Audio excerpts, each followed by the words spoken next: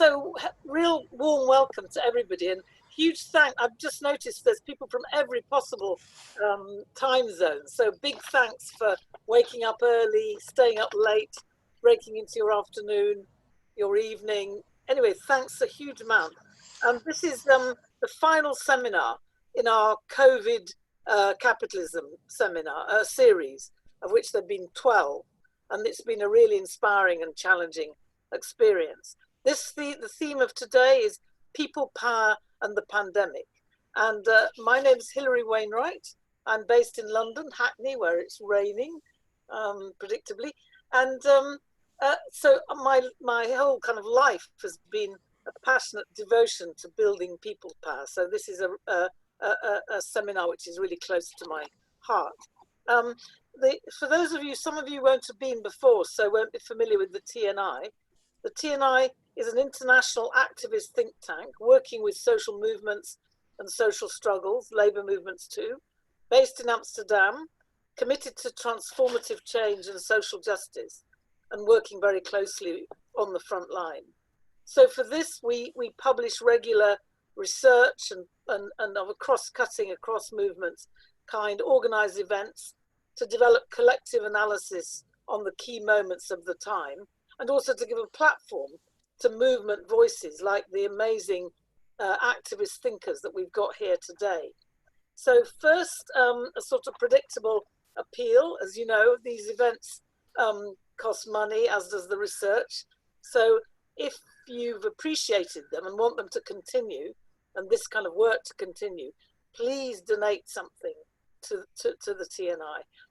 There's a link on the chat which will enable you to do that. So as I said, today's webinar, excuse me if I look at my notes, I've not actually moderated a Zoom event, and it's less easy to sort of wing it. So I want to get it right. So I'm occasionally going to look at my my notes. So today's webinar, as you know, is the 12th in an almost weekly series that the TNI has held since April the 1st. We're told it's been a very inspiring and educational series. So do check out our previous ones on the TNI website. Again, the link is in the chat. And I personally recommend the one on feminist realities, transforming democracies. It's particularly good. So today's webinar is co-organized with Focus on the Global South and co-sponsored by the Alternative Information and Development Center in South Africa, AIDC, which is a really impressive and important organization. Also, I really want to thank, first to say that this webinar is being interpreted into Spanish. And I mean, that's another feature of the TNI, to do as much translation as possible, particularly, well, into many different languages. So I want to thank a wonderful team of interpreters who've accompanied the whole series. In particular, I'd like to give a big thanks to David, Monica, Emily, and Max for making it possible for more people to participate by doing simultaneous translation, which certainly is not easy. So this week we're joined by 5 panelists for a conversation about how we might organize internationally as movements in the wake of this pandemic. I just thought this is going to be a very heady, strategic, thoughtful discussion. And I just thought before we get into it, we should try and remember that this is also a moment of pain and of the heart, and that we should have 10 seconds. Seems too little, but just a moment to remember all those victims, those who've died from police racism across the world, in all the countries represented here, and the pain of their communities. And to try and kind of, through this concentrated 10 seconds, then keep that memory and that sort of feeling of the heart with us as we strategize and think and talk. So just 10 seconds.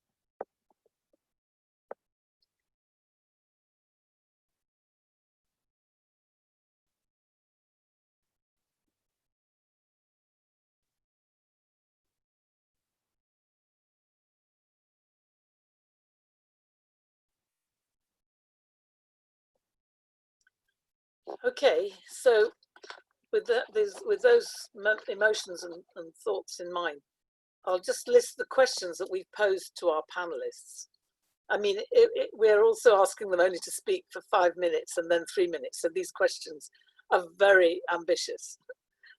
So we realize that we're being a little bit, I mean, we want to have such a wide range. This is a global panel.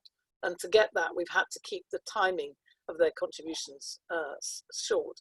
So first, how can we make this pandemic a turning point towards systemic change? What can we learn from previous major global mobilizations, such as those in the wake of 2008? How can we build cross-sectional and intersectional movements? What strategies and tactics do we need to confront entrenched corporate power and increasingly authoritarian governments? Where are there the openings and obstacles to shifting the balance of power and returning it to the people? So going back to the very first webinar we held, we're also interested in questioning just what an internationalist agenda and practice looks like today, and how can we ensure that our movements are not just tackling injustice within our countries, within our national boundaries, but actually looking at how to tackle the injustice embedded into our international systems of trade, finance, militarization of borders, political alliances.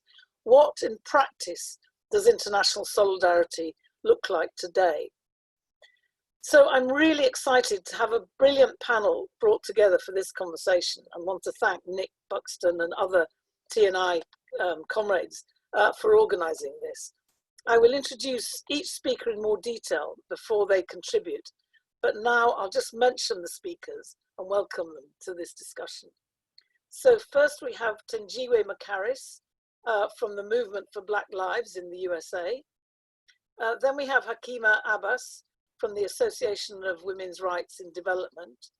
She's calling from Senegal. And then Rafeef Ziadah, Palestinian performance poet, who is amazing. You know, I've listened to her performance poetry and been really inspired, and is also a lecturer at SOAS.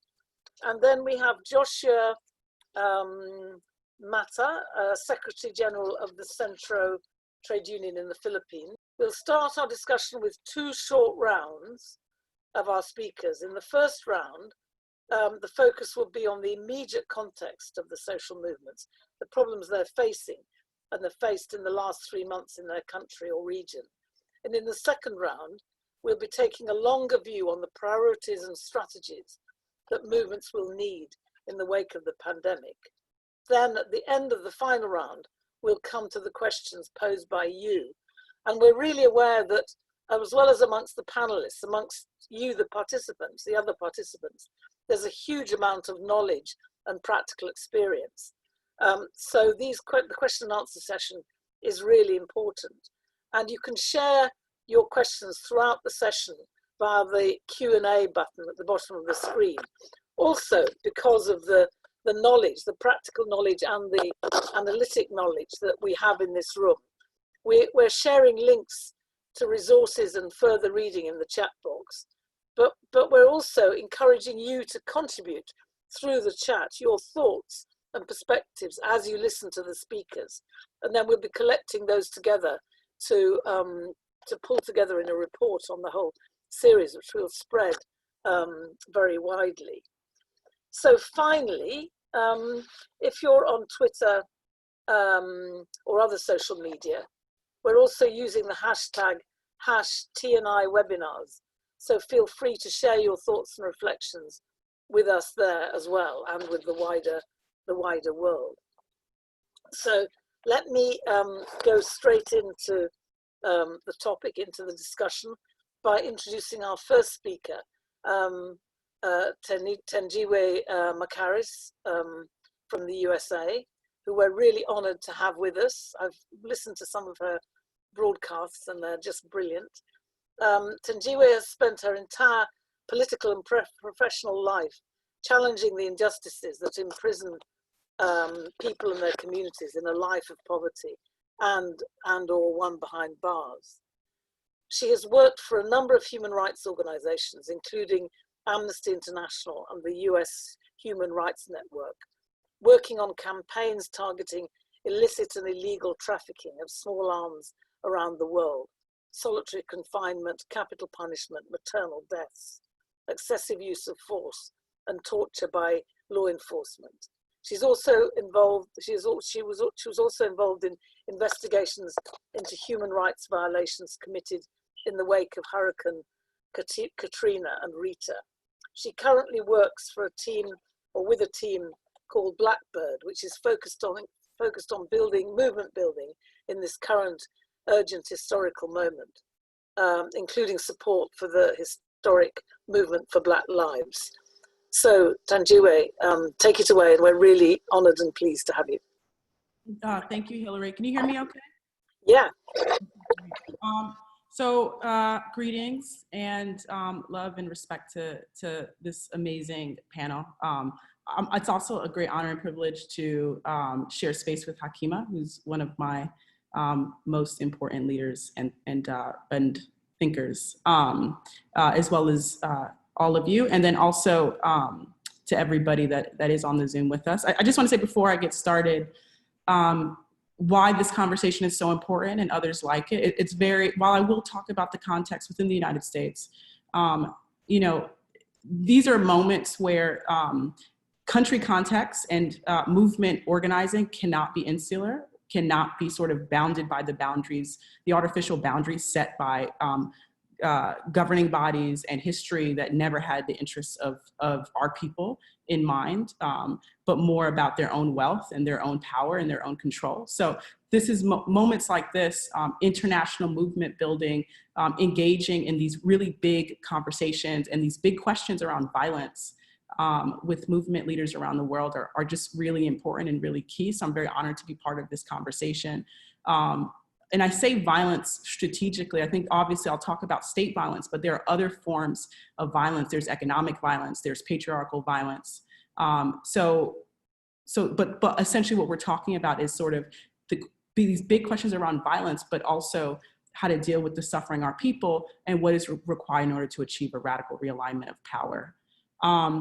So just to organize a little bit of my thoughts, and I know I have probably about 4 more minutes, so I'll try to hold to that.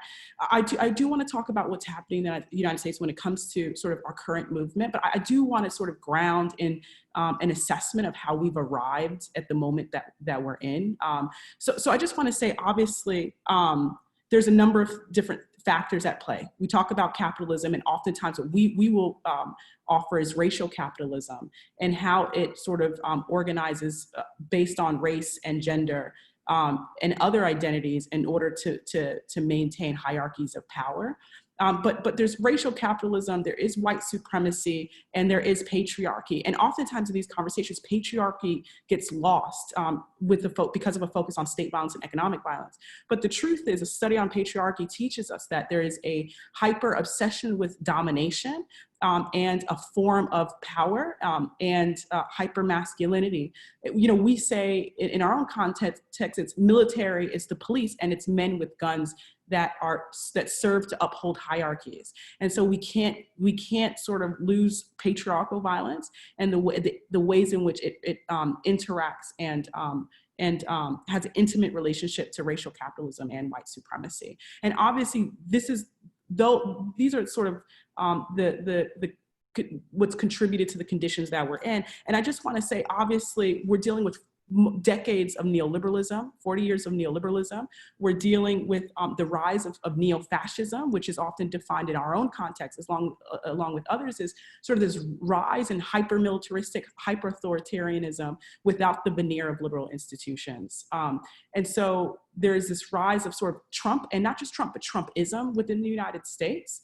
And then obviously the sort of the pandemic that happened earlier this year. And I just want to say, obviously, when you look in the US, just the sheer number of deaths that have happened within the country, also the disproportionate amount of deaths to Black and Indigenous people within the United States, has contributed to sort of where we are now, sort of the belly of the beast and the uprisings that have happened across the country.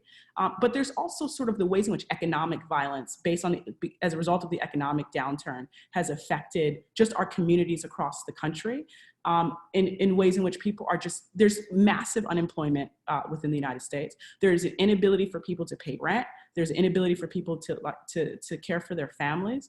And you know, under the weight of sort of the massive amount of deaths that particularly Black communities are holding in this moment. And then what we had with the killing of George Floyd and the killing of others, Tony McCade, Breonna Taylor, and others, is sort of this, under the weight of the pandemic, our people are still being killed by the police. And when you even think about the killing of George Floyd, who was accused of counterfeit $20, in which the police were the only ways in which people know how to deal, the way the system knows how to deal with Blackness is to treat it as deviant, as to treat it as criminal, and as to seek to control it. And so what you had in a moment, you know, in May, in late May, is sort of the weight of all of these things mounting, and then essentially the watching of lynchings via videos for Black people across the country, and then also for other folks as well. We often say this is a Black-led multiracial uprising that we're seeing across the country. So I'll just say, where are we right now? Folks have seen uprisings in various different parts of the country, but you've also seen sort of a movement posture and a leadership posture in moments where they try to separate bad protester from good protester, and then and try to like lift up the significance of property and naming property damage as being sort of violent and a way in which to make deviant Black bodies who are resisting in the streets. A lot of us in movement leadership resist, and we also reject the notion of of bad protester, good protester. And we center what this moment is, which is sort of a rising up of people across the country in a moment where they're centering and speaking about state violence, but also speaking about various forms of violence that have often impacted our community. And what you have is what we feel is something that does feel very different. We are on the shoulders and standing in the legacy of the tradition of Black resistance, of Black radical movement building and Black liberation, and also years and years of sort of rising up across the country. And I'll end soon in about 30 to 45 seconds by just saying we're in a moment that's really powerful. And when a moment's powerful as this, which is people are rising up across the country, people are naming what's been happening, but we're also feeling what is the potential of what we can actually win. And we also reject the notion of we need incremental reforms. We believe that our people for a very long time have been told to wait, have been told to accept things that does not reduce the suffering of our people, and then have also been told that transformational change is not just not plausible, but it's not strategic to demand. We reject all of those notions. We believe now more than ever, we should be not just channeling who has power, targeting who has power, but also how money is spent in this country. And that's why defund the police is so important. We're saying that we have a right, and there's a strategy to build power by naming what gets prioritized in budgets at the local, state, and federal level. And as we move in towards sort of a defund the police, what we're hoping to bridge even more deeply into, we need to divest from all institutions, from fossil fuel to policing to imprisoning our communities. We need to divest from all of that. Why? Because we also want to weaken what serves to control and have power over us. And we want to invest in the needs of our communities. And I think that for us is moving us into an opportunity for us to see not just sort of a massive shift in how money is spent in this country, but also who gets to make those decisions. So I'll stop there. I know I probably went over time, but happy to talk more. Great, thanks a lot, Thenjiwe, because actually the next round will give you an opportunity to develop your last points about strategy. So that was absolutely brilliant. And so thanks a lot, and look forward to your next contribution. So next we have Vrinda Grover, so we're now going to a different region of the world, but facing very similar problems, facing also a struggle against racism and supremacist ideologies, this time targeted against Muslims in India. And we're going to hear from one of the lawyers that's most consistently accompanied social movements, championed and fought with social movements against Modi's authoritarianism and supremacist ideology. So Vrinda Grover is a human rights lawyer who works in both India and internationally. And again, we're really honored that she should be joining us. Vrinda. Hi, Vrinda.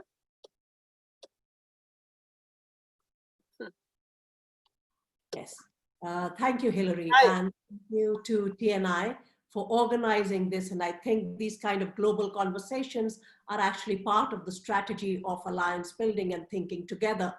And I think it's just a very appropriate that I should speak after Thenjiwe when she has showcased us what Trumpism has done in the US, and moving from there to what is described usually as the largest democracy in the world. But what is it that is really going on? I just do a little bit of context setting here. The pandemic struck India at a time when there was a serious contestation going on about the nature of democracy.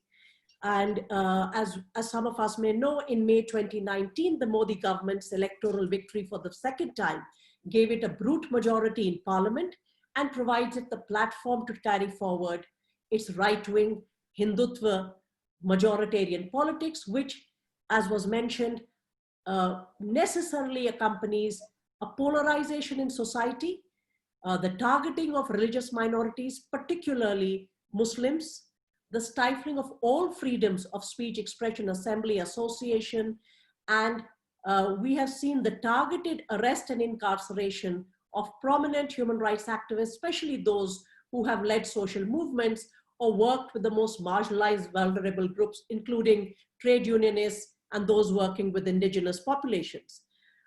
A largely controlled and pliant media works more as a propaganda machinery, and any version of the truth, a contrary description of events, leads to activists or people being labeled as anti-national and invites the wrath not only on social media, but even otherwise. We have also, this period has been described where the Supreme Court of India once famously described as perhaps one of the most powerful courts in the world.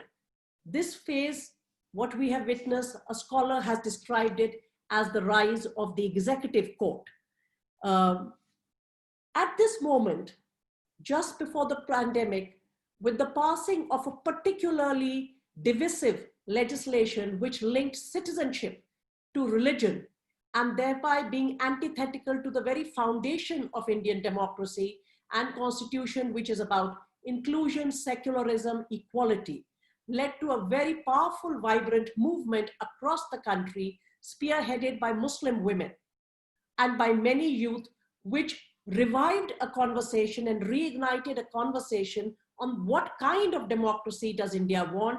And this conversation played out on the streets of the country and perhaps posed for the first time a serious challenge to the Modi government. The pandemic coming at that time leads to a lockdown, which is proclaimed as a diktat by the supreme leader, the prime minister. And here we see a play constantly of power without any responsibility, leave aside any accountability. The pandemic in India, and it's perhaps true for most of global South, has deepened the inequalities and exposed the vulnerabilities. The fissures and schisms that existed have got accelerated and further exacerbated. Systems that were not in place, whether it is the public health system or a media that is controlled or a legal system which was wavering, those schisms have got further aggravated during the period of pandemic. The parliament was prorogued on 24th of March, leaving most of the decision-making to executive decree. The approach adopted by the Indian state to the pandemic, which is a public health crisis, was one of having a coercive, punitive approach to the policies and the regulations set out were all about how do you further control and aggregate authoritarian power. The face of it, as was described by the earlier speaker, became the police. And the police wielding its baton, arresting and imprisoning people who are going out in search of food because they cannot sustain themselves, and work from home is not an option when you don't have a home and you don't have a job. And this punitive, coercive face of the state then becomes the singular mode in which governance is carried out, compassion, public consultation, empathy being singularly absent throughout this entire period. So Vrinda, could we wind up? Right. To say wind up to a lawyer, but I will. Yeah. Particularly when we look at courts, we see courts being hesitant to intervene in a moment of pandemic, allowing deference to executive wisdom, while thousands and millions, particularly working class migrant workers, needing basic sustenance rights to be retrieved. It took time for the courts and other institutions to step in. It was really the activists and the citizens who had to fill in the gap. And I'll stop there. Thank you. Great, thanks. Well, that's really helped set the scene for the strategy discussion. So now we move on to Josua Mata, who's been a trade unionist for more than 30 years. He doesn't show his age. And he's currently serving as the Secretary General of the 100,000 strong SENTRO. Josh Mata is he also currently sits on the Board of Trustees of the Labour Education and Research Network, LEARN, a workers' education association established by trade unions. And I think in the strategy discussion, there'll be some discussion about the importance of popular education. He's been invited as a resource person and trainer on neoliberal globalization, anti-WTO campaigns, social movement trade unionism across the world, and comprehensive trade union issues in at least 20 countries. So, Joshua, over to you. I know you've got some slides. I hope they work all right. No, I'd probably just speak. Thank you very much for your introduction, Hilary, and good evening to everyone. That I was asked to describe the 100 days of lockdown in Manila, and I can only think of what Charles Dickens has said. You know, what can I say? These are the best of times and the worst of times. I could say that these are the best of times because finally workers who used to be invisible to everyone, from street cleaners, garbage collectors, domestic workers, and even street vendors, suddenly became essential. That's good. People started caring for one another. They found ways to help those in need by distributing food packs, for example. Either they do this collectively or they do this on their own individually. But some, especially those who are organized in their communities, manage to do their own community kitchens to make sure that people are actually fed when government was never able to actually provide food for many people for more than 100 days, that is. Using the social media, many actually found the power to shed light on abuse, and even if we are locked down, we were able to call to account some government officials who were clearly caught abusing their power. But the most impressive part for me is the fact that seeing the youth starting to rise up again against an abusive government, one that is incessantly creeping towards fascism. But at the same time, like what you have heard in other countries from the other speakers, these are the worst of times. People in this country woke up to the reality that there are at least two Philippines. The penthouse Philippines where the rich live through the lockdown in comfort, no problems with food and mobility with their SUVs, while the poor lived in the basement Philippines where they were imprisoned in their shanties and depressed communities while struggling with hunger on a day-to-day basis. And when they go out to try to get some food or even protest for it, where they were in most cases jailed. Yet, despite all these draconian measures, the Duterte government has actually mishandled the COVID-19. As we speak, the virus continues to spread around the country. At the same time, we have seen how many people in government have been very abusive in using their power.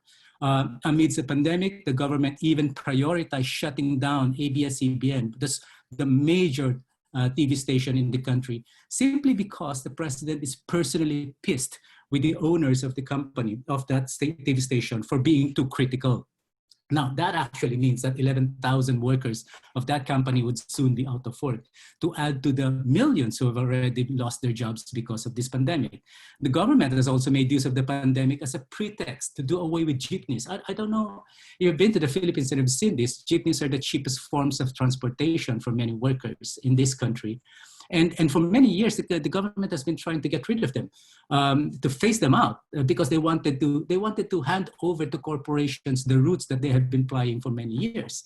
But now they were able to effectively use the pandemic to practically, ban these jeepneys from plying, reducing 100,000 drivers in Metro Manila alone, reducing them into beggars.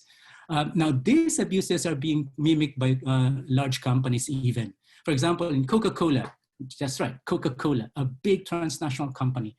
While they prided themselves in donating PPEs to many people in the country, the fact of the matter is, for the first 2 weeks of the pandemic, they were not able to provide proper PPEs to their own workers.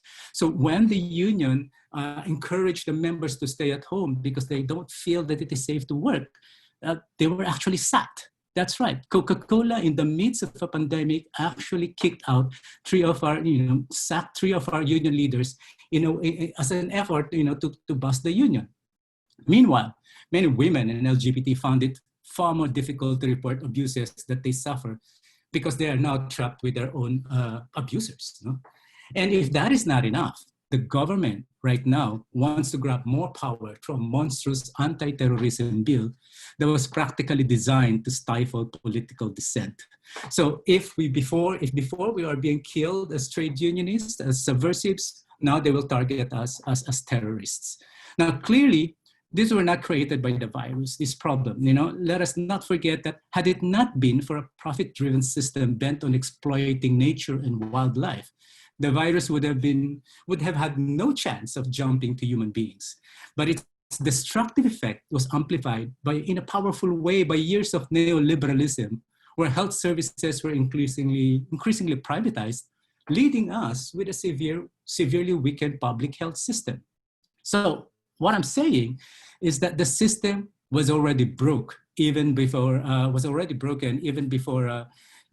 this pandemic, and this is why it only took the pandemic 100 days, of lockdown to completely unravel years of so-called economic growth. As I mentioned earlier, practically 70% of workers in this country now are either unemployed, underemployed, or they may be employed, but they're actually not able to earn money. So let me conclude by saying that the conclusion is very, very simple. The way forward for us is not really to repair the system, nor to even restart it, because the point is we need to reformat it. Why? We need to transform it because in the first place, it has never been working for the working class. So let me stop there. Okay, great, Joshua. That summarizes a situation I think we're all facing, where it's not a matter of restarting the old system. So that'll be the focus of the next bit of the discussion. But before we move on, we've got Hakima Abbas. And Hakima is, let me just get my sort of briefing notes. Okay, she's an African feminist and actually a global feminist, as we saw from Thenjiwe's contribution, who's been active in social movements for 2 decades. She currently leads AWID, a global feminist movement supporting a support and membership organization. It works to support feminist, women's and rights and gender justice movements, and helps them to be a driving force in challenging systems of oppression and to build feminist alternatives. So I'm really interested in your contribution, Hakima, as a fellow feminist. Thanks. Over to you. Thank you, Hilary. And thank you for inviting me to speak. I'm going to speak particularly about our feminist bailout work. And thank you to all the comrades speaking today for everything that you've shared and all that you do. When I was listening to you all, I was reminded quite how long this year feels. I'm sure it feels that way to all of us. But if we think back to pre-pandemic days, you'll remember that 2020 started in beautiful rebellion, spilling over from 2019, from Haiti to Lebanon to Chile, Guinea, West Papua, France, Palestine, you know, to name but a few. And taken together, those protests reflected unprecedented political mobilization. And they had an important thread. Many of them were sparked by the economy, by the price of bread, funding of schools, price of public transport, hikes in taxes, well, taxes to the wrong people. And all of these popular insurgencies escalated, broadened from these specific concerns and demands that brought people together to include demands for absolute transformation. Why? Because the economy has gone from alienation of labor to almost a coercion of labor. I think that's what we need to start talking about. Most people, and particularly most women, as Joshua was saying, take any employment at the expense of decent work. Farmers are indebted by forced entry into an eventual dependence on the market with the expansion of industrialized agriculture, the criminalization of seed saving and massive land grabbing, which is creating an industrialized food system that's killing all of us. Workers, and especially, again, women workers, continue to be at the bottom of the global supply chain with wealth accumulated at the top by the companies. Women do the most precarious work and earn less than men and experience violence at work. So we saw these popular insurgencies because most of us in the majority world, for most of us in the majority world, capitalism is the calamity. And then they closed the streets. Then we experienced the global pandemic caused in part by this greed of the capitalist economic system and the destruction of the planet. And the pandemic has lain bare the devastation of the system, lain bare the real cost of privatizing health system, of complete lack of social protection, basically of neoliberalism. According to the ILO, the stay-home orders and other restrictions are negatively impacting 81% of the world's 3.3 billion workers. I'm sure all of us here, if we're not directly affected, we know someone who's lost their livelihoods in this time. People are having to make a choice between facing the violent militarized state enforcement of stay-home and curfew orders and potentially dying next week of a virus or dying tomorrow of hunger. Meanwhile, the wealth of billionaires and transnational corporations has grown exponentially. I'm sure many of you have seen that Jeff Bezos, the Amazon CEO, who is already the richest man alive, has seen his wealth grow by 25 billion since the start of the year. That's unprecedented in history of modern markets. On top of this, the crisis is kickstarting the deepest economic recession that we've seen. But it's also a moment of awakening, as Joshua was saying, a moment where essential work is recognized. And that's not the work of the bankers and the financiers, where rent and debt are being called out, and a moment of possibility. So as we've braced ourselves for this economic recession and turning our memories back to 2008 and before, feminists are calling for a feminist bailout. Why particularly a feminist bailout? Often when we talk of people or workers, we center, even if in a class analysis, a cis, male, often white worker, usually urban. And of course, he's important. But we know that the most deeply impacted by economic crisis are impoverished women, trans, intersex, and non-binary people.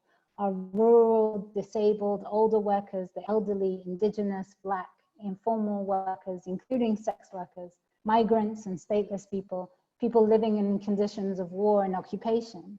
In Africa and other parts of the world, the pandemic has really highlighted the essential work of street vendors, of market traders, of waste pickers and recyclers and domestic and home-based workers. So a feminist bailout is about shifting the political subjectivity at the center of the demand for a just economy. And what that does is change the demand itself.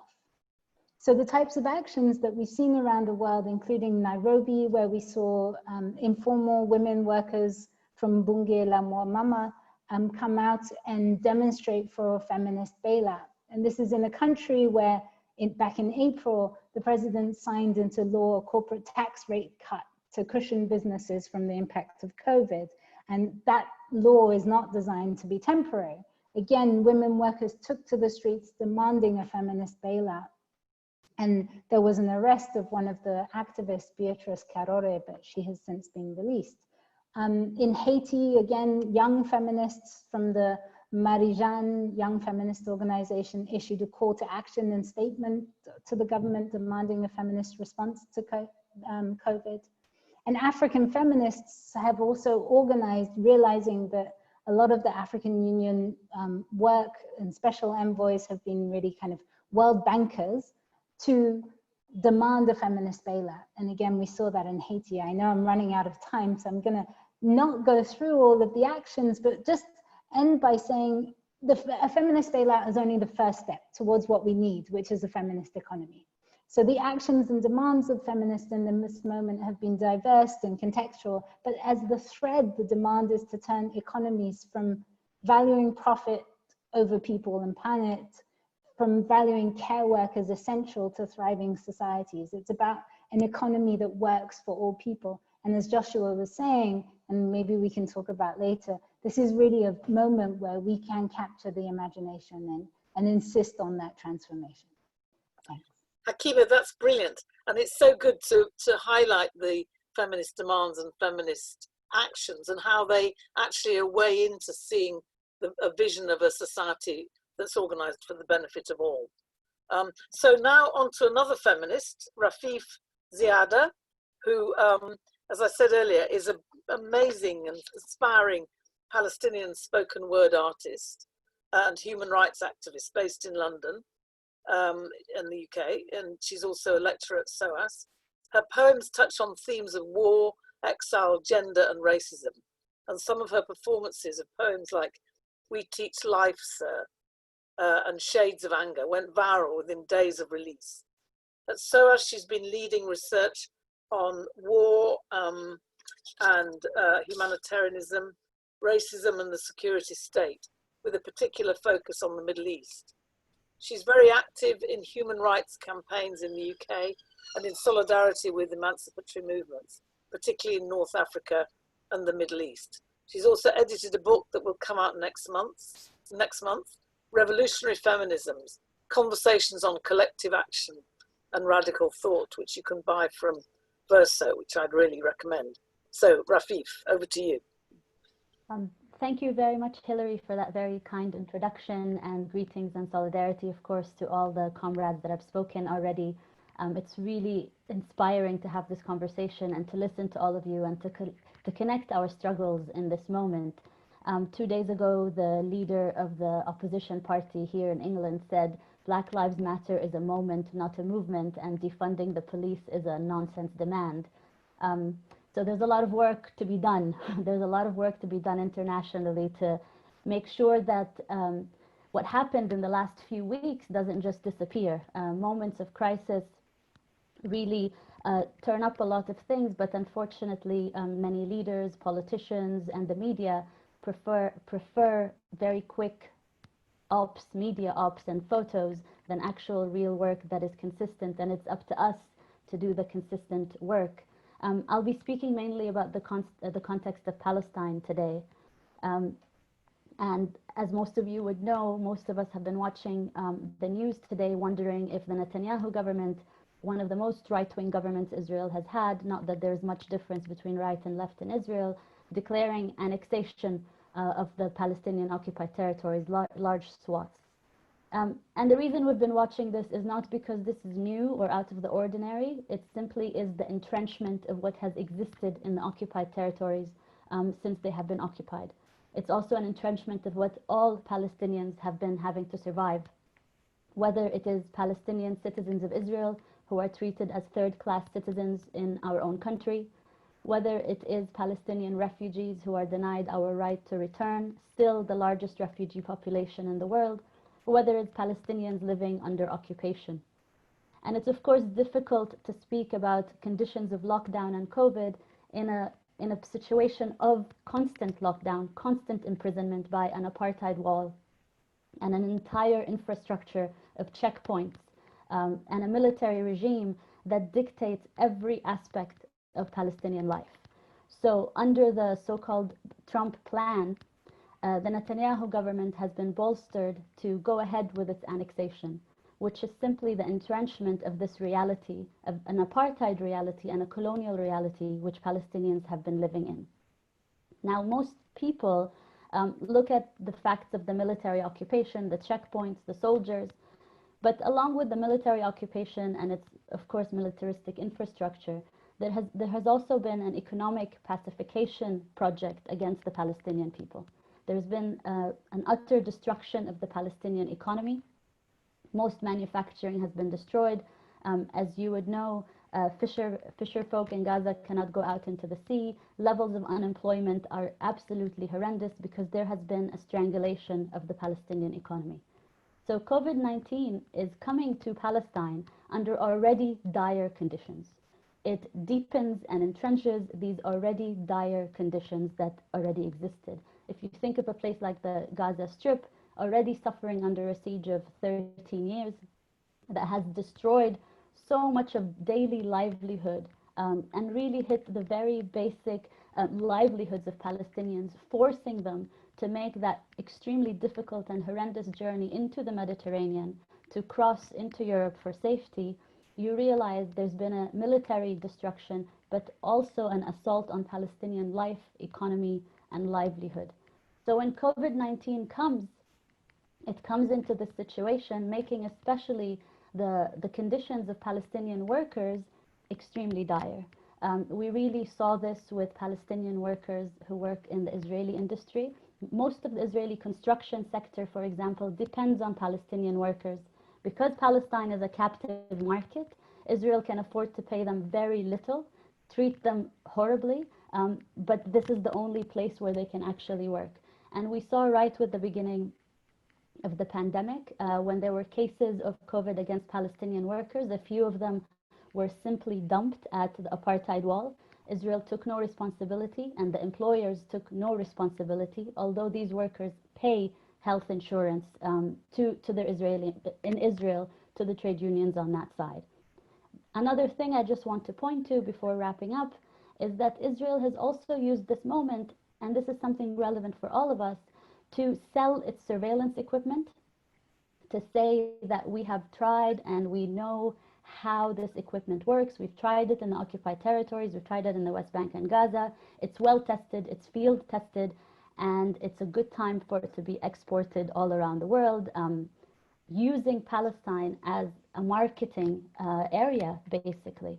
Not just the military equipment, but also the surveillance equipment, connecting it to COVID-19. Of course, one of the responses to COVID has been that we need more surveillance, more tracking of people, and Israel is quickly positioning itself in this industry. It has been for a very long time, but if you look at the websites of the Israeli ministries or the websites of these corporations, they are very openly saying this is an opportunity for the Israeli surveillance and so-called homeland security industry to internationalize.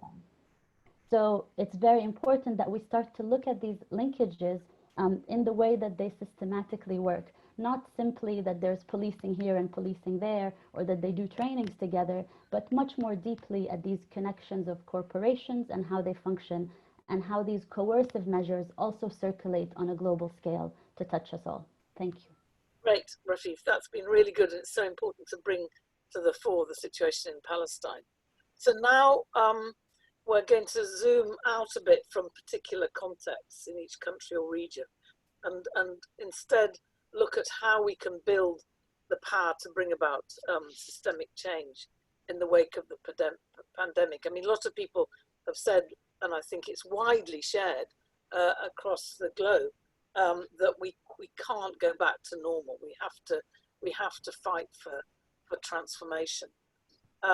So that leads to the obvious strategic questions of what do we need to prioritize, where are our sources of power. You know, people have talked about how there's been a real awakening to amongst workers to their necessity and a kind of increase in bargaining power. On the other hand, we now face massive unemployment and in a way a destruction of that bargaining power. So how do we react?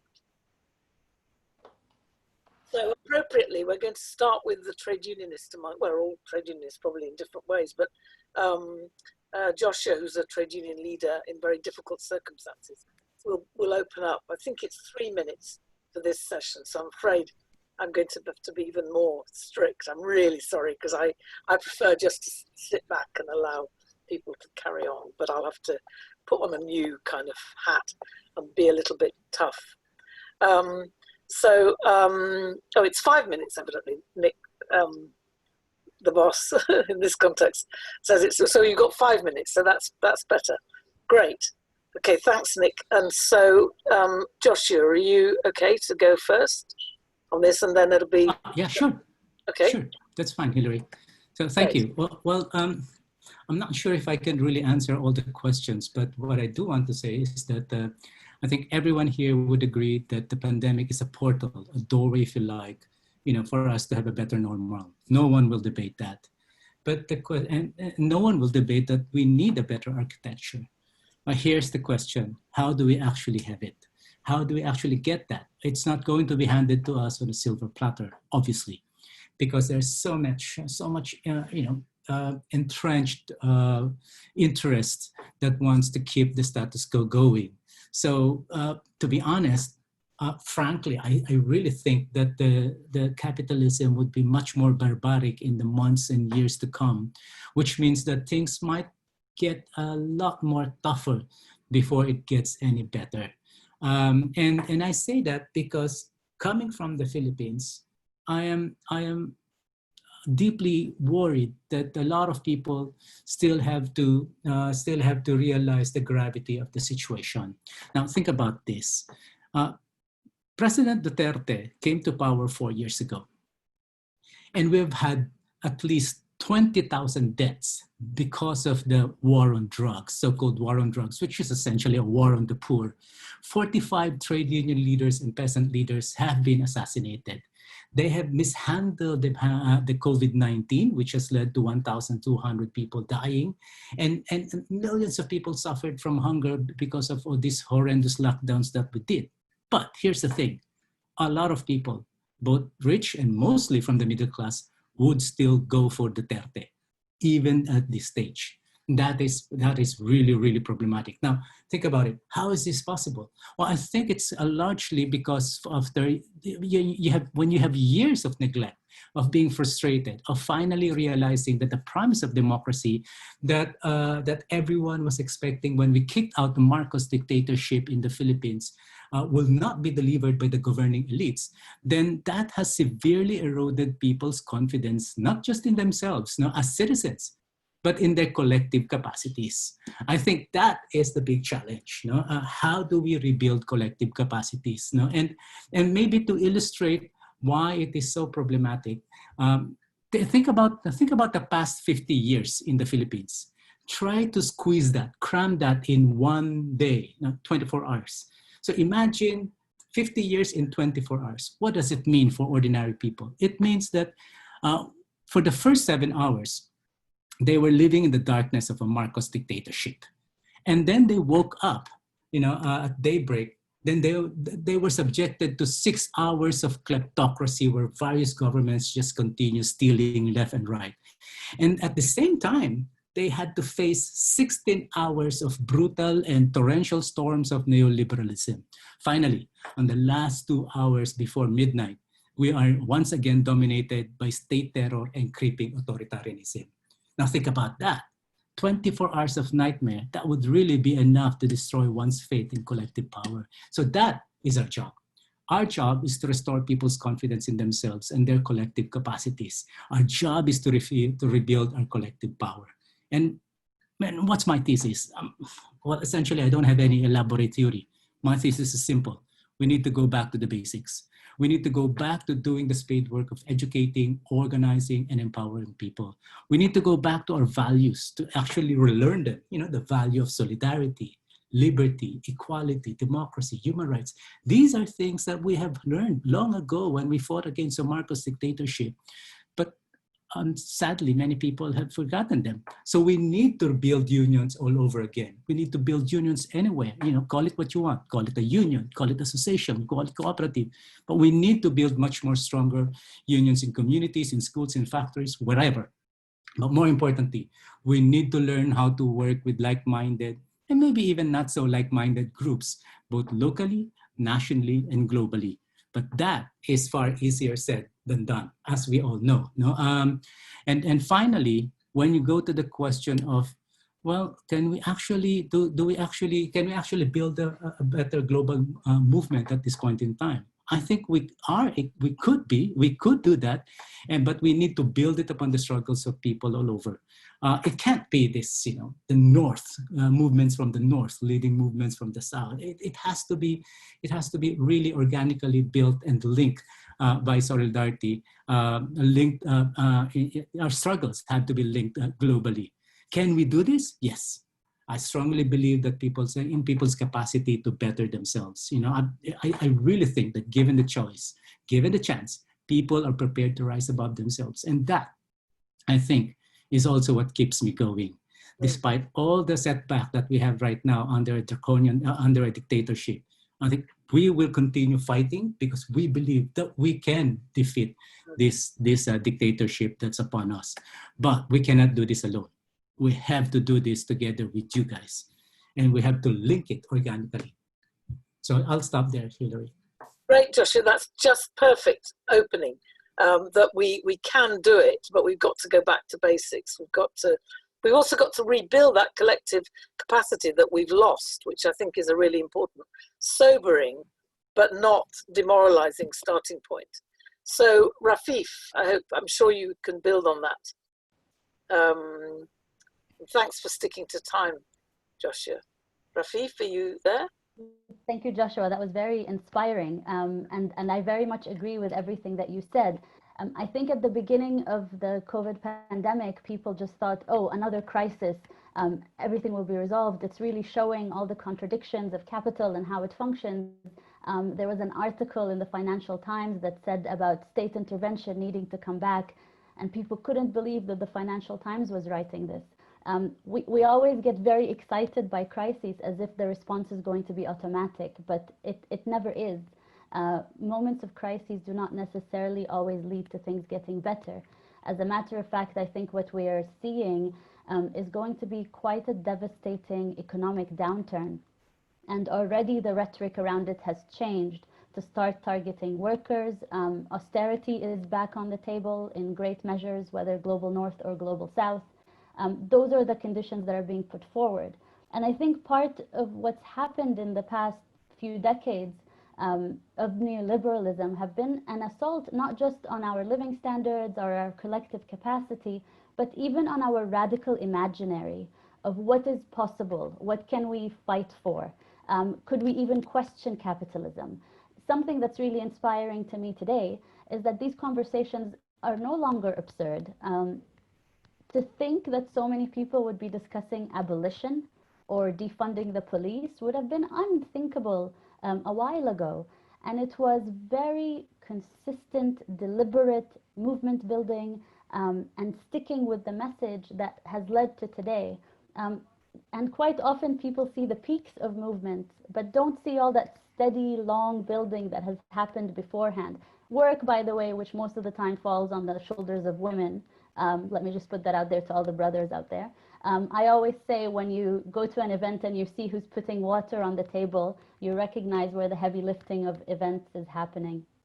Many people, for example, say that the first Palestinian Intifada happened spontaneously, but actually there was an entire infrastructure of people that were supporting it. If somebody fell when they were outside, when they were throwing rocks, they couldn't take them to a hospital because the Israelis would arrest them. So you had to have schools, you had to have nurses, everything in people's homes.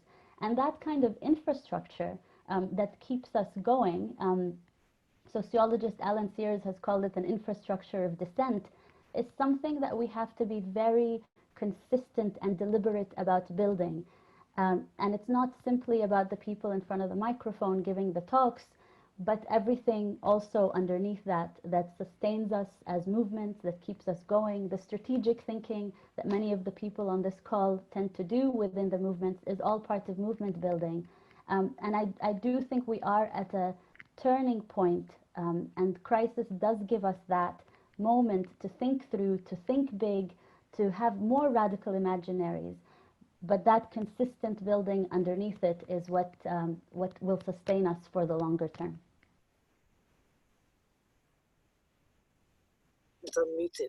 Sorry, so that was really good, Rafeef, and a really good, particularly that emphasis, that idea of an infrastructure of dissent. That's such a good concept, and your stress on all the invisible work, if you could call it the housework in a way, that is invisible, often falls on the shoulders of women, but also that sort of long slog. Really, the idea of building from the basics involves that really kind of long slog, and it's maybe not romantic, but it's absolutely necessary. So on with Thenjiwe is the next one. So I know Great. you're saying great. Sorry, Hillary. I just love that infrastructure of dissent. I had to write it down. So very, very grateful for your words, Rafeef, and then also yours as well, Joshua. And also reminds me of just some of the initial thoughts when it comes to this question. So I often think about generationally, there's this quote by Fanon, which has followed me throughout my political journey, which essentially speaks to discovering the mission of your generation, and many of you probably know it, but where he talks about fulfilling it or betraying it. And I always think about what is the intervention that our generation is destined to make as part of the history and legacy of struggle and resistance. And I often think about what Rafeef just talked about, which is the way in which power is organized is about sort of control and order over resources for the purposes of economic dominance. And it's also about the controlling our minds. Like it's us. It must sort of have order over the masses of people, and power is organized in that kind of way. So when I think about what's required of us, it's sort of, how do we sort of break the chain so that we're no longer governed by fear, and that our imagination and our understanding of what's possible is not limited in a particular kind of way that I think many of our people have seen across generations and for decades, if not centuries. And so that's, for me, like when I think about what's required of our movement and this generation, it's sort of breaking open our understanding again of not just like what's possible, but what essentially we're building in real time. And then when other notions of like what I think we need to prioritize across movements, and I definitely think about it in our context, we have, because of the hyper-professionalization of movement work and NGOization, have not just like limited our thinking, but we've become so issue and campaign centric that we have sometimes lost sight of the bigger strategy. So for me, if we just achieve defunding of the police without an assessment that the police are enforcers of our opposition. They always have been since the origins of policing within this country. And so our strategy is around, we have to deal with the power of policing because they are enforcers, but we also have to be unapologetic in naming what and who our opposition is, which is oftentimes, for me, articulated as the billionaire class. And they're obviously the billionaire class that we see in terms of sort of conservative right politics, but there's also sort of the benevolent billionaire that it has been has impacted heavily sort of the thinking and positions of the left. And so we have to be mindful of that. The other thing is, oftentimes we polarize the immediate needs of our communities and our people and bold transformational strategy as sort of leftists, definitely in the US context, but around the world. Those are false dichotomies. Powerful movements center the needs of our people while also centering transformational, bold vision and strategies. And we have to sort of break the chains where we're doing a false dichotomy where we're choosing one versus the other. And we actually, in this moment, more than ever, need to center the immediate needs of in our context, Black people, working class people, oppressed people in the country, of course, across the world, as well as sort of moving towards bold transformational strategy. The other piece that I have said often, and Hakima and I have spoken about this quite a bit, but with the hyper-professionalization of movement work, we've often seen sort of these multi-year strategies when what is required is multi-decade strategies in this moment that are the product of sort of shared debate, shared struggle, and ideological and political struggle. You know, I'll close by saying just like a couple more things, which is we as leftists can't just focus on the alternative to the economy without talking about sort of the role of the state and our position and understanding of like, what is the role of governance in juxtaposition of sort of the economic alternative. And we have to have some of these like really difficult conversations around how do we want decisions around resources to be decided upon, and what is sort of the role of like, how do we envision governance as we also talk about sort of ending racial capitalism and replacing it with an alternative. Two more things and then I'll stop. We can't be, we are often like very afraid of our power. And there's extremely subtle ways that the left has shown a fear of power in a way that undermines our ability to build it. The truth is that we are powerful across the world. We can't be afraid of like what it means to actually build power, while also accepting sort of no easy victories in terms of sort of speaking to the big bold vision.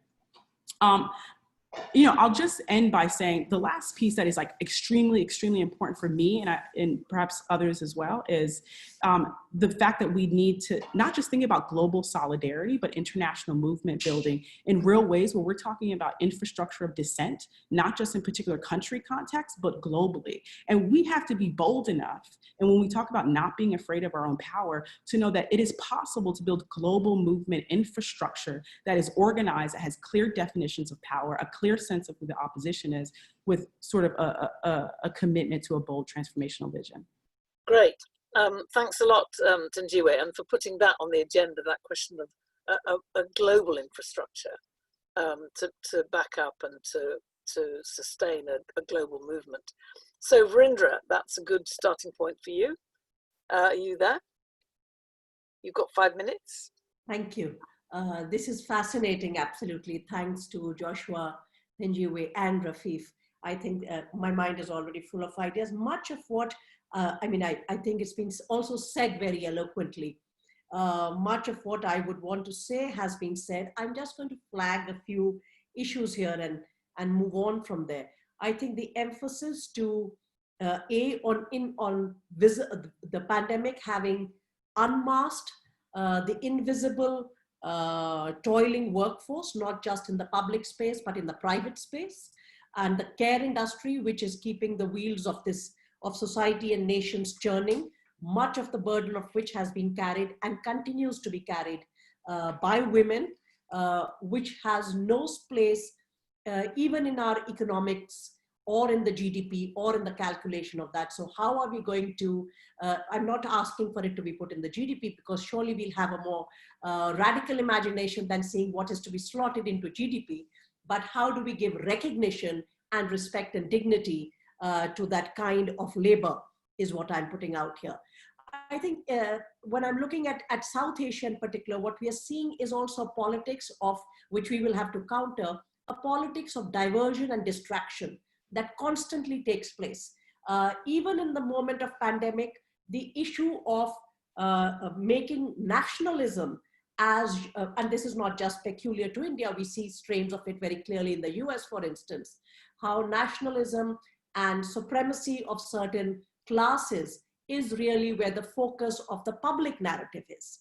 There are also skirmishes on international borders that at least India is having currently, say, with China, which leads to the arms industry, which Rafeef and others mentioned earlier. We are buying in the midst of a time when we don't have, we're giving food dole-outs to the working class, and at the same time making purchases exactly of what you mentioned of surveillance industry, etc. So how will we change this conversation? For me, the reason why I mentioned this is, I think what we need right now, and we need to reiterate it over and over again, is what are the new ideas? The moment of pandemic, while exposing all this, is also a moment of anxiety. Everyone is feeling anxious, not just economically, but also socially. because of the uncertainties, the unpredictability. And therefore, should I go back to what I know and hold on to it, even if it's giving me the worst deal possible? Or is there an idea, an imagination that can be thrown out there? And those ideas can be multiple. It's not a script that needs to be read out. It's an idea that enables everybody to think differently. And here I think particularly when we talk of trade unions, when we talk of what is it that we want, we will need to blend the feminist politics, the politics coming from the ecology movement to the democratic movements, and what, for instance, was said last, that how will we envision the state? How do people in indigenous communities, what is their way of understanding, decision-making, allocating, and I'm not trying to romanticize it, I'm only putting out that there are different ways in which power is understood and allocated, and we need to therefore have difficult, fraught, tense conversations with each other. There is absolutely no, and I think this has been said before, there is no easy way around this. What we are trying to imagine is difficult. Therefore, we don't need to do it in the next few months. It will take time. It may well be an intergenerational conversation. Right now, to give an idea, to have faith in oneself, to have trust that there is another way, there is another possibility, there is another imagination, is really what we need very, very desperately today before we slide back. And we know that there are those who want to push us back into that very, very quickly.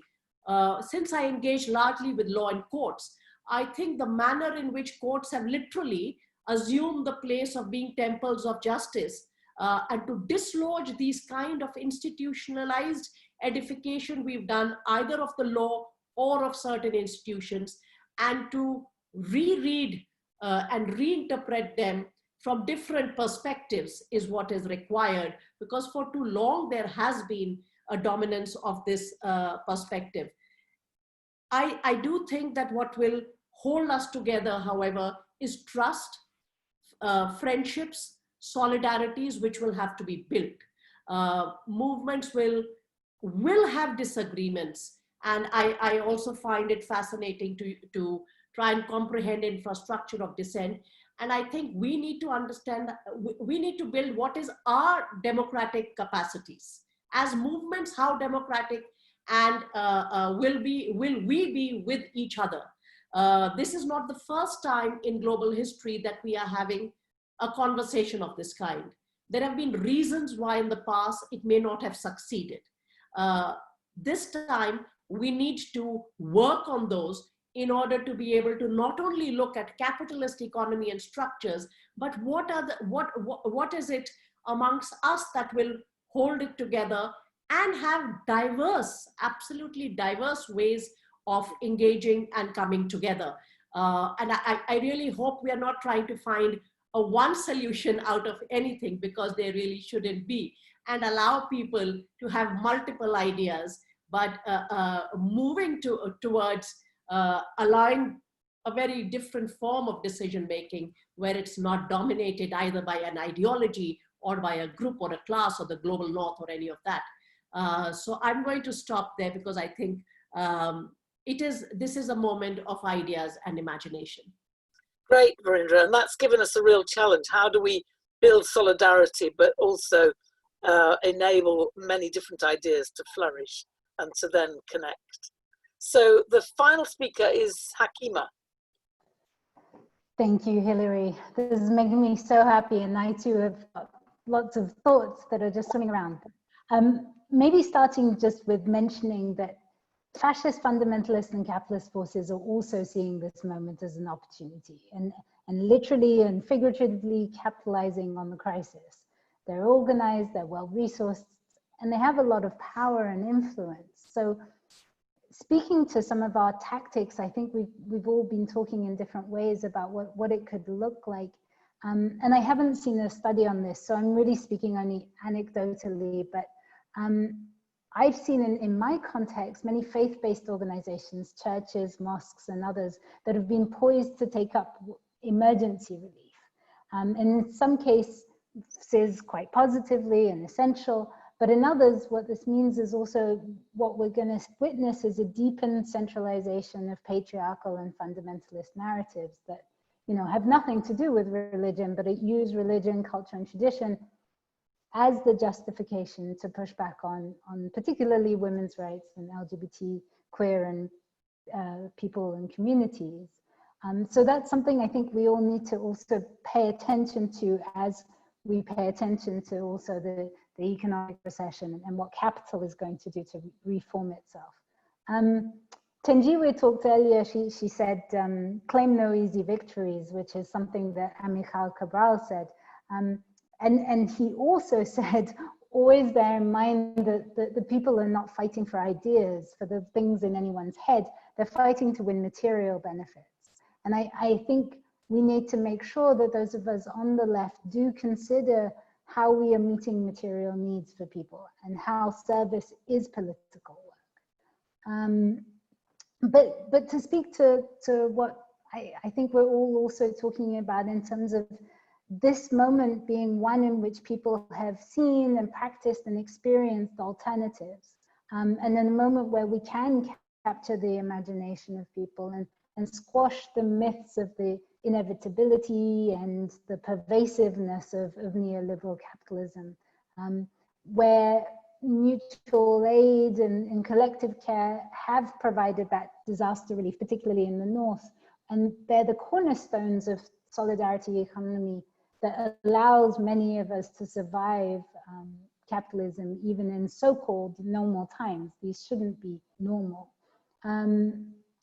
I think there is a possibility in this moment of building the communal tapestry across the world, taking lessons from places like Argentina and Venezuela, learn how to take over factories, how to build popular communes and cooperatives, learning from Rojava and the Zapatistas and the deep democratic practices outside of the state.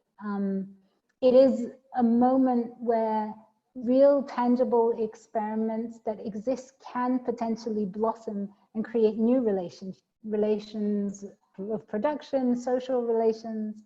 And because of the pressure of rebellion and these ideas and realities that have been generated by movements, as everyone said, they might have seemed things that, or propositions and experiments that might have seemed radical or fringe are now somehow possible, from debt cancellation, prison abolition, universal basic income.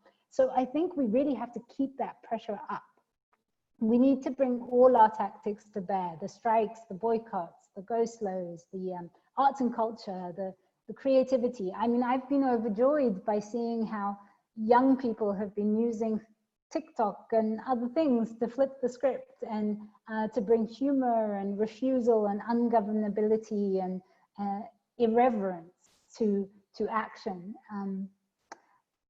We also have all been talking in many ways about solidarity, and I also wanted to put something into the mix around the places that we don't see, the places that are deliberately invisibilized into the periphery, where the cameras don't go, or maybe they go for a blip in the news cycle, but they move on.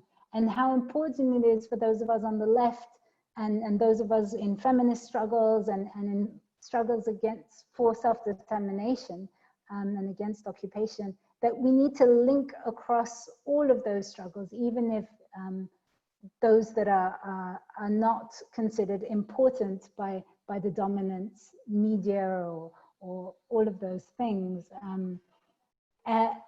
And just to end, I think it's really important what everybody said about the fact that change doesn't happen in linear ways, it doesn't happen immediately, that this is a long slog. I think you can all tell that Thenjiwe and I have known each other for a very long time. It's been 20 years that she's been doing this work and been doing that long slog of organizing and strategizing. And right now, in moments of rebellions, you know, the cameras are turned to the movement for Black Lives, but the cameras will turn away, and we still have to be there with one another, be in solidarity with one another, and that be global and build those possibilities and continue to build the alternatives in their place. Great, Hakima. And I think you and everybody else has in a way pushed the limits of our imagination.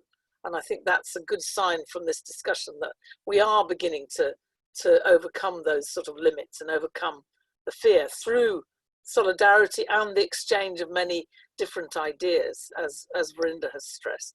So now we've got questions and answers, and we're going to extend the discussion by 10 minutes so that there's more time, because we're a bit delayed. I mean, for no bad reason.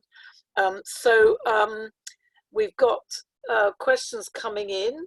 I just thought there's one question maybe to pose. What we're going to do is have questions, and then you'll all have 3 minutes to answer to pick 1 or 2 questions and then answer them, if that's okay.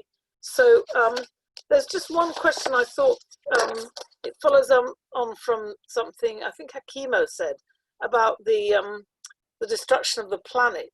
And just to make sure that in the discussions we have some discussion of, what can we learn from this pandemic, this moment, to prepare us better for the climate crisis.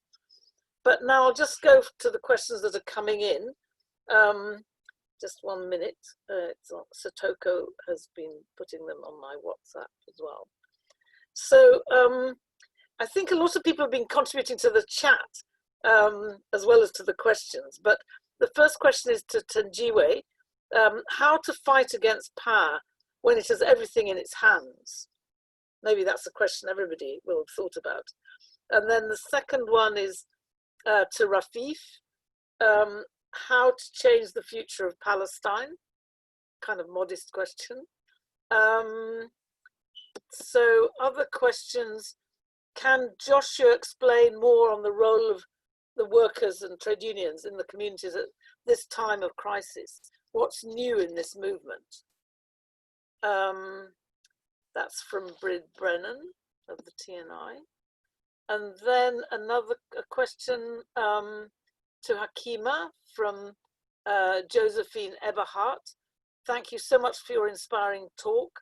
How do you imagine to tackle the growth paradigm in development from a feminist bailout perspective?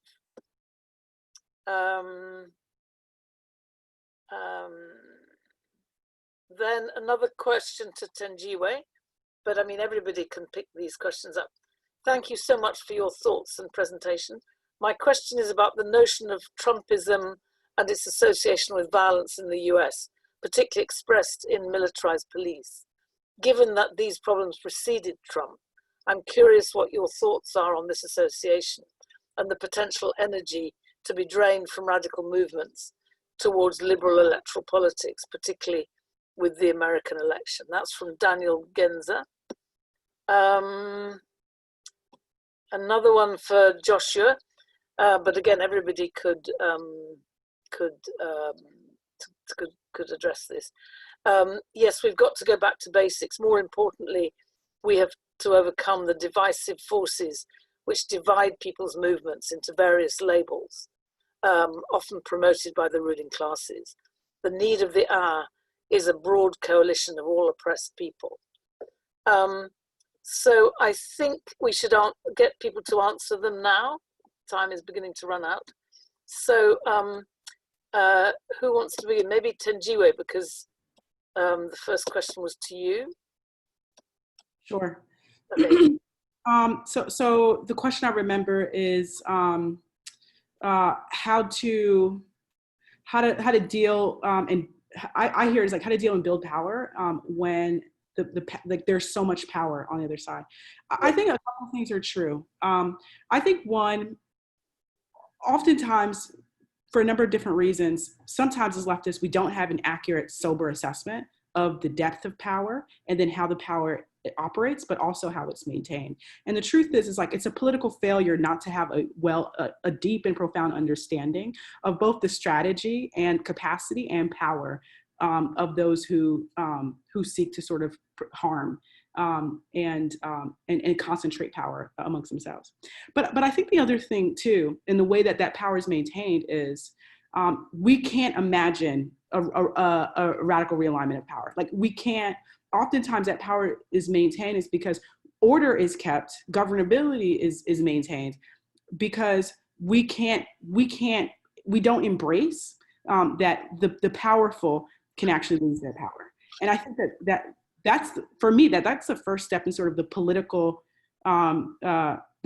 journey of any of our work, is understanding that there is a real possibility of victory. And I oftentimes find that it's not just like we're governed by fear, we are governed by our own deep, profound doubt, even as those who are in positions of leadership, who are, confronting power, often are very doubtful about both our ability to win and our ability to build power. So I think that there's something, it's about imagination as leftists, but it's also about a real belief in ourselves and our ability to be victorious.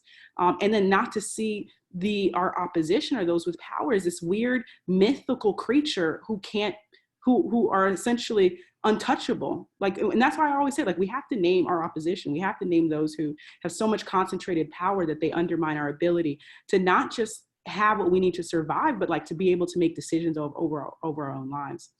And then I'll just end by saying the other piece is, and that's why the Fanon quote is very important to me. I do believe that we can see certain victories of our lifetime, but we are a generation in sort of a pathway around liberation. Our job is not to do everything at once. Our job is to know what our job is in terms of moving our people closer to making sure that the power is actually with people and organized in a way that we're clear about and understand. That's why I think conversations around governance are really important.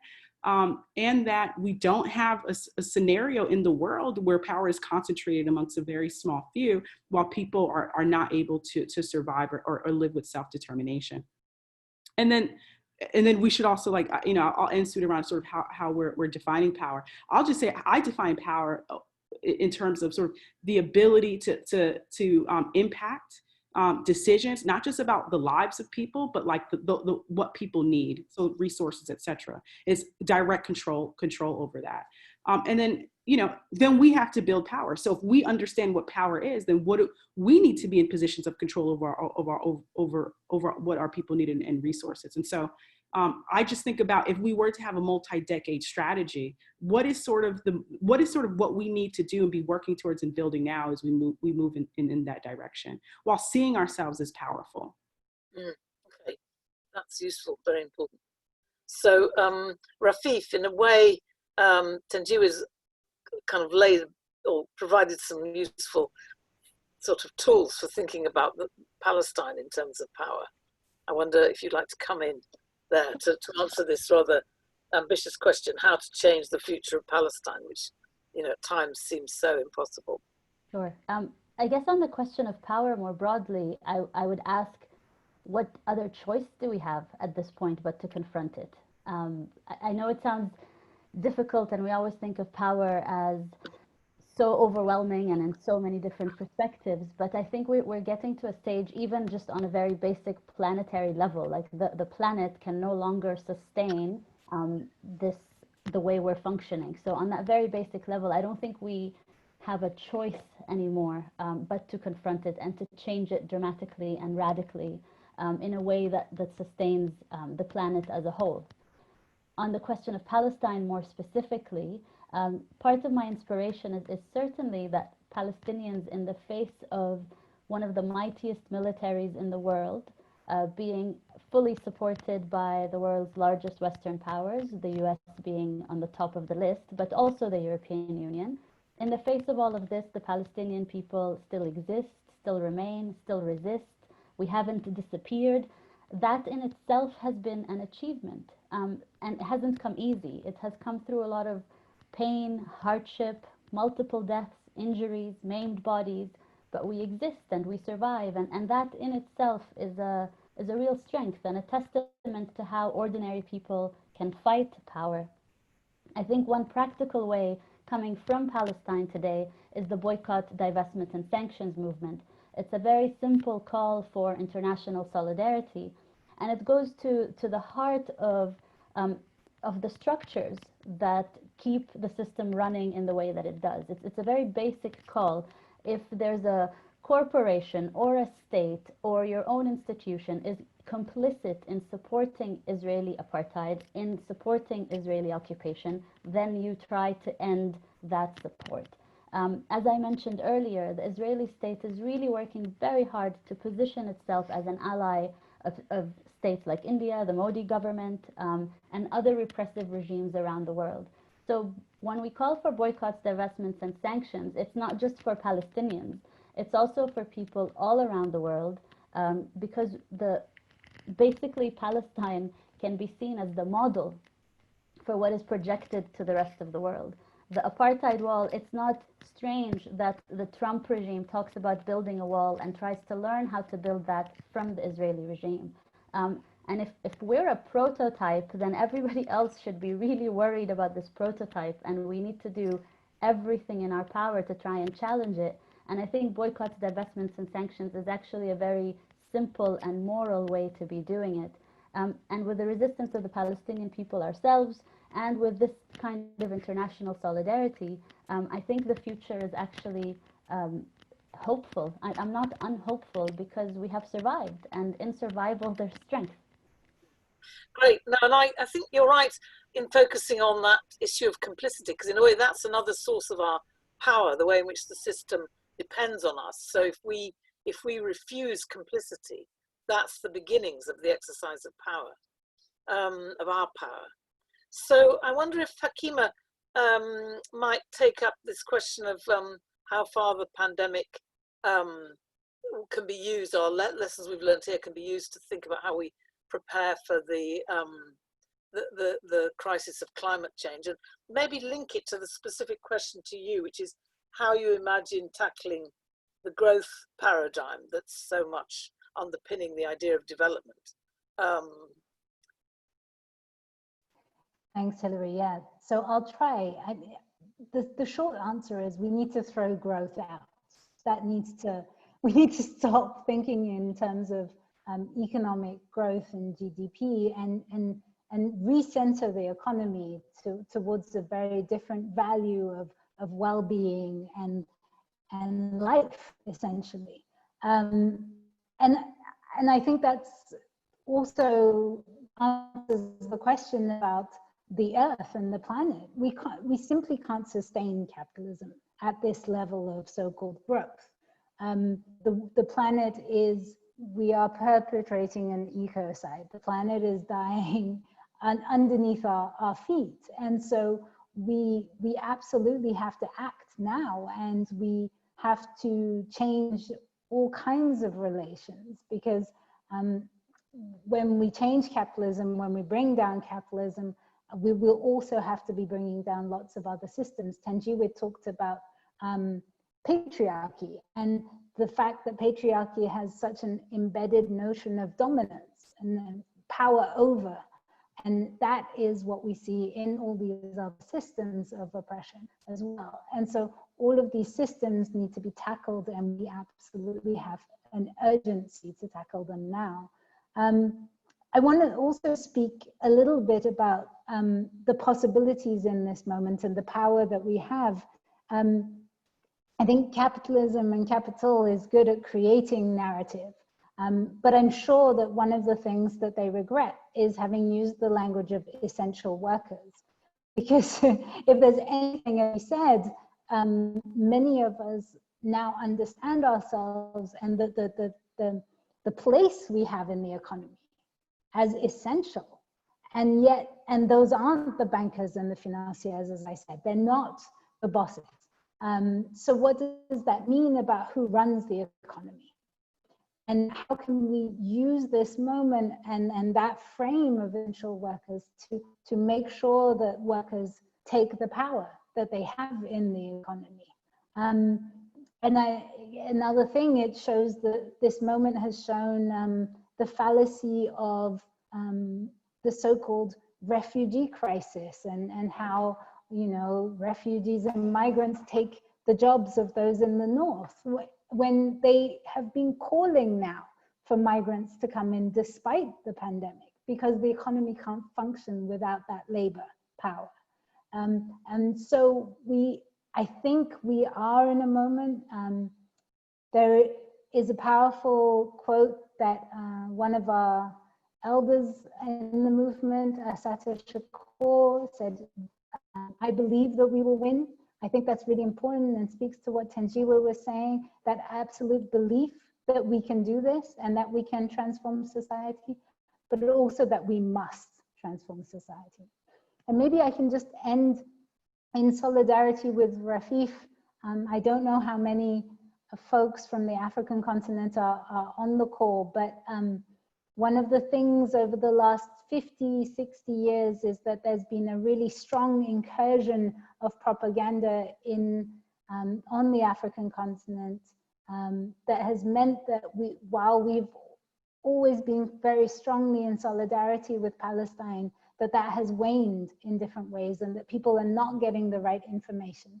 So I think it's really important that those of us on the African continent be in solidarity with Palestine in whatever ways we can, and including by joining Boycott, Divestment and Sanctions, which we can all do from wherever we are by simple refusal in different ways.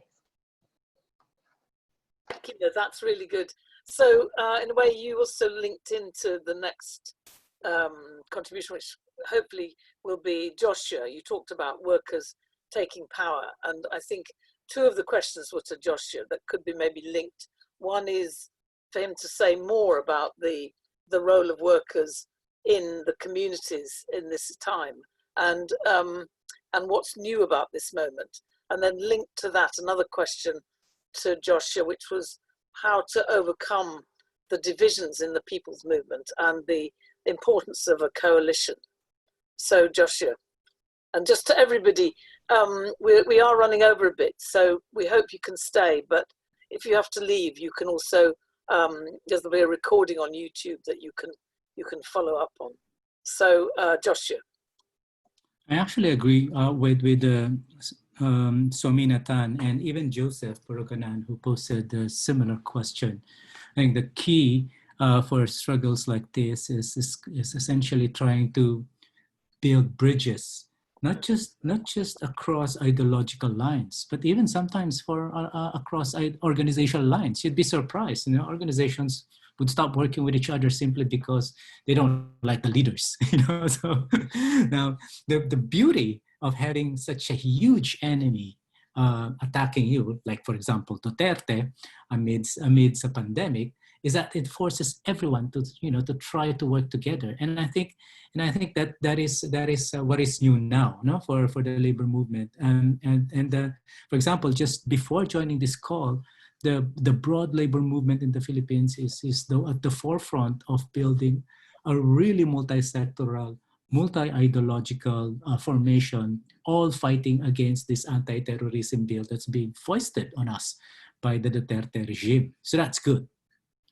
But it's more difficult to respond to Breed's question about, so what is new? I cannot imagine, well, I don't know if there is anything new, but what I do know is that trade unions respond differently at the local level, especially depending on the level of development of the union. Those unions that have more capable leaders who are able to provide political leadership, have been much more responsive to the needs of the community and are able to mobilize resources to help them. But those unions that unfortunately were not led properly and are not prepared to, for this situation, well, they're the ones who have become very, very complacent, unfortunately. And now with the anti-terrorism bill coming, my worry is that it's getting to be a convenient excuse for some of them, that, oh, it's so fearful to get out of there. So I think it really depends on the leadership, and that to me is the challenge. For me, what we need to do is to make sure that we come out of this pandemic, we come out of this crisis with a new set of leaders who are much more able and willing to fight the real fight that we have to do after this. I'm not sure if I actually responded to Breed's question that way. Well, I think no answer can be complete at this stage. We're kind of experimenting and learning as we work. as we walk and as we struggle. And in a way, that's maybe a good point to end on. So we haven't tackled every question, but there'll be an opportunity to meet again, and your questions and comments will be put together along with the contributions in a report that hopefully will be a resource for future discussions. So I firstly have got thank yous. So thank you to all the guests. People, Joshua talked about, you know, the problem of single leadership, and I think it's clear that, you know, both in the participants and in the panelists, we've got an incredibly rich, you know, multiple leadership, and we've shown in practice the vision. I think it was Vrinda. Oh no, we've got to hang on, Vrinda, your comments. Sorry, my effort to kind of stick within the time, but means I've left out Vrinda's response. So sorry, Vrinda. Come in with your thoughts on the questions. I didn't feel left out because I thought I felt everyone who spoke better and about what I was thinking. So I actually didn't feel left out at all. I will just add two things here. I think when we sit down to interrogate, we'll have to go beyond the big structures that we see here just now. And I agree with Thenjiwe, this is a multi-decade, intergenerational struggle that we are perhaps part of and we need to carry forward. But we may have to interrogate many structures. We may have to interrogate the notion of a nation state. We may have to re-envision societies and social formations very differently. I would like to mention here, for instance, as Hakima said, with respect to Rafeef, many of us have been part of various solidarity movements, even as our states collude and combine and connive together. But recently, the feminist movement in India also put out a letter to the Black Lives Matter movement to show solidarity from India. And I think those are the conversations which will bring us together to start a conversation. And as we interrogate the structures outside, not just the economic structures, but the political systems that we have in place, I think what may hold us together in the long run, how do we interrogate with compassion and dignity? And how do we learn to walk together with our differences? And those differences will remain. And it's sometimes easier to deal with the bigger structures, which can be, I mean, you know, for instance, whether capitalism and climate change, there are certain non-negotiables on the table, which many of us may sign on to fairly quickly. But it's the others, the intricacies, and how does that conversation build? And how do we take those conversations forward would be a challenge for all of us. And I think that is the new leadership that we need to look forward to. And here, perhaps, despite the distances, modern technology like today will enable a conversation amongst all of us. Thank you. Great, Vrinda. So we're going to continue that conversation. So all your contributions are a resource for that. And so thank you hugely, all of you, Vrinda, Thenjiwe, Joshua, Hakima, and Rafeef, and all the participants. And then thinking about this infrastructure of dissent, I want to thank the organizations that have made this possible. The TNI and the team that have organized this, who really are amazing infrastructure builders. So Nick Buxton, who's based in California, Jess, who's based in Amsterdam, Satoko, who's based in Amsterdam, and many others, and Fiona Dove, the inspiring director of the TNI. So that's one part of our infrastructure of dissent, and I hope that you'll contribute whatever you can. I know you'll be donating to your own organizations, and you know, we have to be sort of multiply able to donate, even just small amounts help. So that's oh, and thank you to the interpreters. That's a key part of the infrastructure of dissent. So this is the final webinar, and it has been really inspiring. That's why I've been a not very good chair, because I keep getting too inspired to kind of be strict. But we're going to produce a report on all this. And then I just need to announce other events. So for Spanish speakers, tomorrow, July the 2nd, the TNI is co-sponsoring an event on privatization, resistance and renationalization at 7 p.m. Montevideo time. I think that's about, anyway, you probably can work that out. I'm going to guess wrong. And then on Friday, TNI is co-sponsoring a webinar, migrant workers organizing and resisting before, during and after COVID. So that's putting some of the ideas we've discussed here into practice. And if you enjoy the sessions that we've been bringing together, then you might also want to check out our State of Power podcast that you can find via the chat.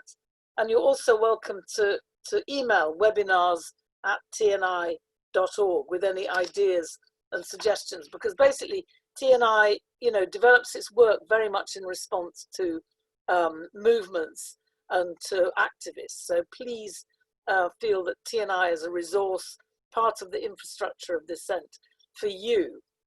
So thanks a lot, and I'm sure I'll see you all again. I wish we could now all go out and have a drink somewhere, but hopefully we'll do it all with friends, and looking forward to when we can actually meet. I mean, we're all social beings, and so it's excruciating, this lockdown, and I'm longing to meet you all and hug you all and be part of building the solidarity that I think we've illustrated Vrinda's idea of solidarity at the same time as sharing diverse ideas. So thank you, and sorry to keep you up, those of the on the other side of the time zone.